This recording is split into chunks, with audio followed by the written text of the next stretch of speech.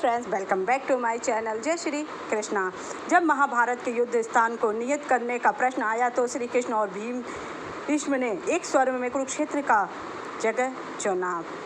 यह वही स्थान है जहां भगवान परशुराम ने 21 बार क्षत्रियों का विनाश करके उनके रक्त से 5 सरोवर भर दिए थे। कौरवों और पांडवों के पूर्वज महाराज कुरु को देवराज इंद्र ने वरदान दिया था कि यहाँ जो भी मृत्यु को प्राप्त होगा वह निश्चित ही स्वर्ग को प्राप्त। इसी कारण दोनों ने इस स्थान का चुनाव किया। कुछ समय में दोनों की सेनाएं कुरुक्षेत्र में उपस्थित हो गई। अब बात आई कि तिथि निश्चित करने की। यह बहुत महत्वपूर्ण कार्य था, क्योंकि अगर युद्ध गलत समय और राशि में आरंभ किया जाता तो उसका विपरीत प्रभाव किसी भी पक्ष पर पड़ सकता था। इसी कारण पितामह भीष्म ने अपने राज्य ज्योतिषियों के अतिरिक्त देश विदेश से कई ज्योतिषियों को आमंत्रित किया ताकि वह ग्रहों और नक्षत्रों की स्थिति के अनुसार युद्ध का सही समय निश्चित करें। उन विद्वानों ने ग्रहों की गणना कर कई तिथियां बताई, किंतु दुर्योधन ने उन सबको अस्वीकार कर दिया। सभी हैरान थे कि दुर्योधन इतने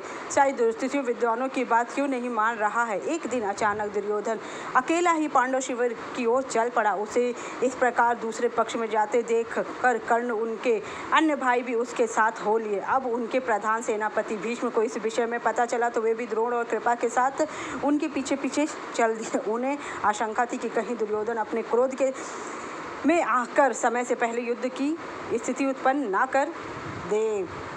दुर्योधन और इतने सारे योद्धाओं को अपने शिविर की तरफ आता देख भीम और अर्जुन को आशंका हुई और वे युद्ध के लिए तत्पर होने लगे। अपने भाइयों को इतना उत्तेजित देख कर युधिष्ठिर और कृष्ण ने उन्हें शांत करवाया। दुर्योधन के वहां जाने पर उन्होंने उसका स्वागत किया और वहां आने का कारण पूछा। तब दुर्योधन ने कहा कि वो सहदेव से कुछ परामर्श करना चाहते। दुर्योधन की ऐसी बात सुनकर सभी आश्चर्य में पड़ गए। दुर्योधन जैसी मान व्यक्ति जिसने आज तक पितामह और गुरु द्रोण का परामर्श भी ना माना, सहदेव से क्या परामर्श लेना चाहता है। किंतु वे दुर्योधन के अनुरोध को ठुकराना नहीं चाहते थे, इसीलिए सहदेव आगे आए और दुर्योधन से पूछा कि वह उनसे क्या सलाह चाहते। तब दुर्योधन ने कहा, हे अनुज, जब तो युद्ध निश्चित ही हो गया है, दोनों ओर की सेनाएं आमने सामने, किंतु बिना शुभ मुहूर्त के युद्ध प्रारंभ नहीं हो सकता।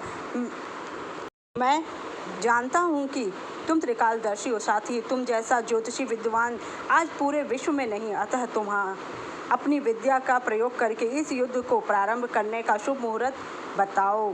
तब दुर्योधन ने कहा, हे अनुज, तुम ही निश्चित करके बताओ कि युद्ध का मुहूर्त क्या निकलना चाहिए, जो कि दोनों सेनाओं के लिए हितकर हो और किसी एक के लिए पक्ष करना। दुर्योधन के इस प्रकार बोलते देख कर कौरवों के साथ साथ पांडव भी आश्चर्यचकित रह गए।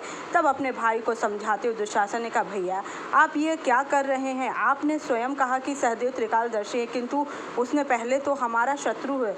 अगर उसने जानबूझकर हमें गलत मुहूर्त बता दिया तो हम ये युद्ध अवश्य ही हार जाएंगे। अतः यही उचित होगा कि पितामह ने जो ज्योतिषी के विद्वान बुलाए जाते हैं उसी से द्वारा निश्चित ही शुभ मुहूर्त हमें बता दे। तब दुर्योधन ने कहा, दुशासन, मुझे इस बात का पूर्ण विश्वास है कि सहदेव किसी भी परिस्थिति में हमारे साथ छल नहीं करेगा। उसका स्वभाव ही नहीं है। मैं जानता हूँ कि कृष्ण भी त्रिकालदर्शी हैं और मैं युद्ध का मुहूर्त उनसे भी पूछ सकता था, किंतु मुझे उन पर विश्वास नहीं है। यह अवश्य ही हमारे साथ छल कर सकते हैं। औरों की क्या बात कर है इस विषय पर, तो मैं स्वयं धर्मराज युधिष्ठिर की भी बात पर भी विश्वास नहीं कर सकता, किंतु मुझे इस बात का विश्वास है कि सहदेव हमारे साथ छल नहीं करेंगे। दुर्योधन की इस बात का भीष्म और द्रोण ने भी अनुमोदन किया। उनकी आज्ञा के बाद सहदेव ने युद्ध का मुहूर्त बताया, स्वीकार किया। अगर वे चाहते तो ऐसा मुहूर्त बता सकते थे जिससे पांडवों को फायदा होता और वह आसानी से युद्ध जीत जाते, किंतु उन्होंने ऐसा नहीं किया। सहदेव ने युद्ध का मुहूर्त ऐसा रखा जब ग्रह और नक्षत्र ना पांडवों के लिए फलदायी थे ना ही कौरवों के लिए, ताकि इस युद्ध का जो भी निर्णय हो वह केवल अपने बाहुबल के पर हो। उनके बताए गए शुभ मुहूर्त पर ही युद्ध लड़ा गया और पांडवों ने अपने पौरुष और श्री कृष्ण की सहायता से युद्ध का विजय प्राप्त की।